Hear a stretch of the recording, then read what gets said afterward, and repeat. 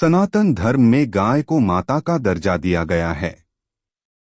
भारतीय संस्कृति में गाय केवल एक पशु नहीं, बल्कि धर्म, करुणा, समृद्धि और सात्विकता का प्रतीक मानी जाती है। वेदों, पुराणों और उपनिषदों में गाय की महिमा का विस्तार से वर्णन मिलता है। यह प्रश्न अक्सर मन में उठता है कि गाय का जन्म कैसे हुआ। क्या वह सामान्य जीवों की तरह उत्पन्न हुई या उसका जन्म भी किसी दिव्य उद्देश्य से हुआ? यह कथा हमें सृष्टि की उत्पत्ति, देवताओं, ऋषियों और मानव जीवन से जोड़ती है। सृष्टि की रचना और प्रथम यज्ञ। जब सृष्टि का आरंभ हुआ, तब चारों ओर केवल अंधकार और शून्यता थी। उस समय सृष्टि की रचना का कार्य ब्रह्मा को सौंपा गया। ब्रह्मा जी ने ध्यान और तपस्या द्वारा पंचतत्वों की रचना की: पृथ्वी, जल, अग्नि, वायु और आकाश। सृष्टि को संतुलित और पवित्र बनाए रखने के लिए ब्रह्मा जी ने एक महायज्ञ करने का निश्चय किया।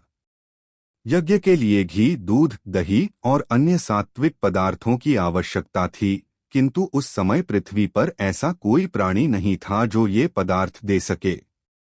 ब्रह्मा जी चिंतित हो गए। कामधेनु का प्राकट्य। तब ब्रह्मा जी ने गहन तप किया। उनकी तपस्या से प्रसन्न होकर यज्ञ की अग्नि से एक दिव्य प्रकाश प्रकट हुआ। उसी प्रकाश से कामधेनु का जन्म हुआ। कामधेनु कोई साधारण गाय नहीं थी। वह इच्छा पूर्ति करने वाली दिव्य गौ थी। उसके शरीर में समस्त देवताओं का वास माना गया। कहा जाता है, उसके मुख में वेद, सींगों में देवता, खुरों में तीर्थ और दूध में अमृत का वास था। कामधेनु ने ब्रह्मा जी के यज्ञ को सफल बनाया। पृथ्वी पर साधारण गायों का जन्म। कामधेनु के बाद प्रश्न उठा, पृथ्वी पर रहने वाले मनुष्य और ऋषि यज्ञ कैसे करेंगे? तब ब्रह्मा जी ने कामधेनु से कहा, हे गौ माता, तुम अपनी संतानें उत्पन्न करो ताकि पृथ्वी पर धर्म की रक्षा हो। कामधेनु ने ध्यान किया और उनके शरीर से अनेक साधारण गायों का जन्म हुआ। ये गायें पृथ्वी पर आईं और मनुष्य जाति की सेवा करने लगीं।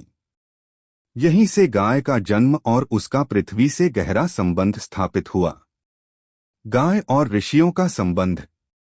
प्राचीन काल में ऋषियों का जीवन अत्यंत सात्विक था।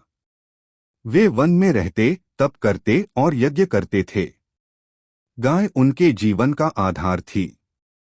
गाय का दूध भोजन, गोबर यज्ञ और शुद्धि, मूत्र औषधि, सेवा धर्म।